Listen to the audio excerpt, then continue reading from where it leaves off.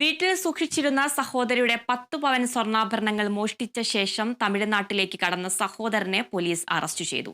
ഇടുക്കി മൂന്നാർ ലക്ഷ്മി എസ്റ്റേറ്റിൽ സൗത്ത് ഡിവിഷനിൽ പ്രവീൺ വിജയകുമാറിനെയാണ് പോലീസ് പിടികൂടിയത്. ദേവികുളം കോടതിയിൽ ഹാജരാക്കിയ പ്രതിയെ റിമാൻഡ് ചെയ്തു.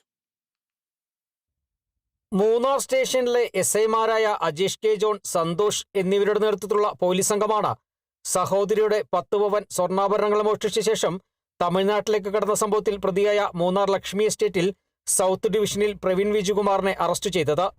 10 ദിവസം മുൻപാണ് ഇയാളുടെ ഒപ്പം താമസിക്കുന്ന സഹോദരി ബിനോ കമർദിന്റെ സ്വർണം മോഷണം പോയത്. അമ്മയ്ക്കും സഹോദരനായ പ്രവീണിനൊപ്പമാണ് യുവതി കഴിഞ്ഞിരുന്നത്. ഓട്ടോറിക്ഷ ഡ്രൈവറാണ് യുവതിയുടെ സഹോദരനായ പ്രവീൺ. 10 ദിവസം മുൻപ് പ്രവീണിനെ കാണാതായിരുന്നു.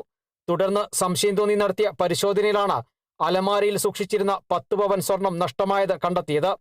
ബിനോ കമർദീൻ നൽകിയ പരാതിയെ തുടർന്ന് പോലീസ് നടത്തിയ അന്വേഷണത്തിൽ ഇയാൾ കോയമ്പത്തൂരിലുള്ളതായി കണ്ടെത്തുകയും അവിടെയെത്തി പരിശോധന നടത്തുകയും ചെയ്തു. പോലീസ് എത്തിയതിനെ തുടർന്ന് ഇയാൾ മൂന്നാറിലേക്ക് വരുന്നതിനിടയിലാണ് പിടിയിലായത്. 5 പവൻ സ്വർണം തമിഴ്നാട് കോയമ്പത്തൂരിൽ പണയം വെച്ചതായി പ്രതി പറഞ്ഞു. ബാക്കി 5 പവൻ പോലീസ് ഇയാളുടെ പക്കൽ നിന്നും കണ്ടെടുത്തിട്ടുണ്ട്. ഇയാളെ കസ്റ്റഡിയിൽ വാങ്ങി പോലീസ് കൂടുതലായുള്ള അന്വേഷണം നടത്തുമെന്നും മൂന്നാർ പോലീസ് പറഞ്ഞു. ദേവികുളം കോടതിയിൽ ഹാജരാക്കിയ പ്രതിയെ റിമാൻഡ് ചെയ്തു. Kerala vision news, Idukki.